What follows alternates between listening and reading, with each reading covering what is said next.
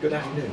We have us here, David from the English Democrats, contesting the Corby by-election. It's a pleasure to have you with us, David. You're more than welcome.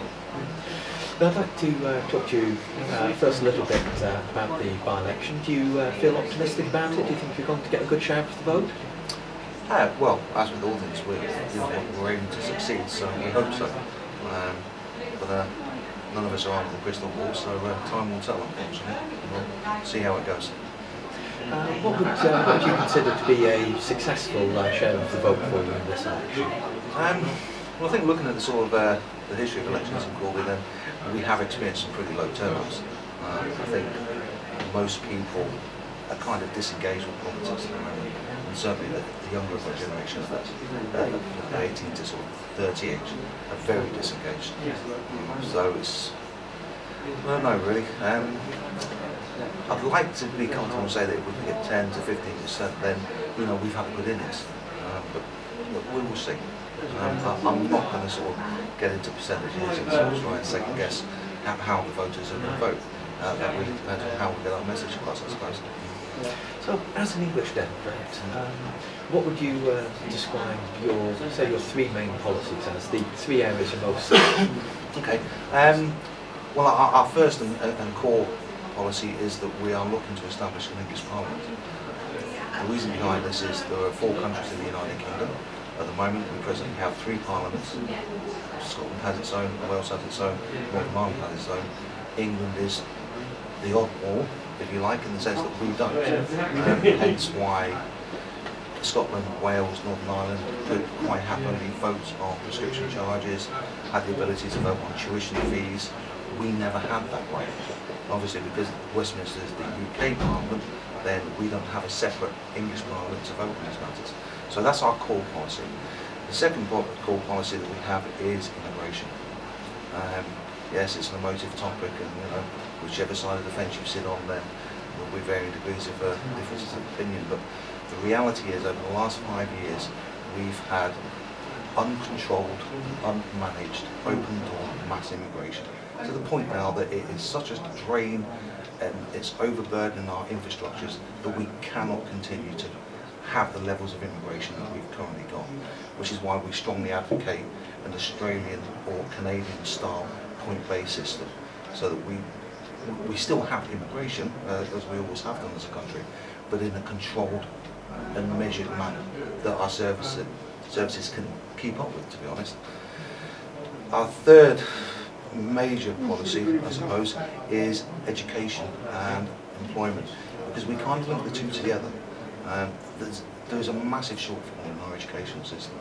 The standardisation of the curriculum has been diluted over the last decade to the point now I'm not even convinced the teachers recognise what curriculum is. I suppose I'm a little bit old school, speaking personally. When I was at school, we had PE every single day. That's no longer the case. The core lessons of maths, English, history, sciences, they're all optional choices now, where certainly my kids and your kids and whoever else's kids have an option just to drop it. There should be a core syllabus. So we've got some pretty strong views on education and what we do to enhance that, so that all of the kids get a fair innings. But the main issues for us are establishing an English Parliament. We've got very strong views on tuition fees. English children are now stepping back to university education because they don't want to be saddled with the debt of £9,000 per year, the duration of the time spent in that. I had an interesting debate with my cousin who lives in Glasgow. Her children have enjoyed free university education. My children have had to pay for it.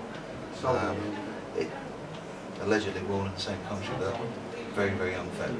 So, but they're the main policies. There are many, many others. If you look online, you'll see a complete manifesto. Do you believe that devolution has worked out very well for these devolved areas? Do you think they've generally taken advantage of this? Yes and no. I don't think we do have a fully devolved system of politics in the UK. We kind of have a semi-devolved state, in the sense that I think what's worked for Scotland very successfully is that it's allowed them to make local decisions that impact on Scotland. They're the experts, it's their country, as the Welsh have and as the Irish have.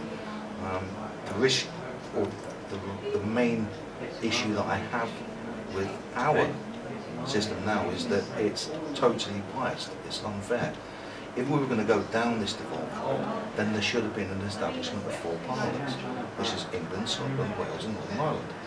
We've given 3 of the countries the option and the opportunity to vote on local matters, but we've denied England. Why? So to move on to your second point, immigration. What do you think would be a reasonable target for immigration per annum? I think that number needs to be considered very, very carefully. For me, it's not about numbers.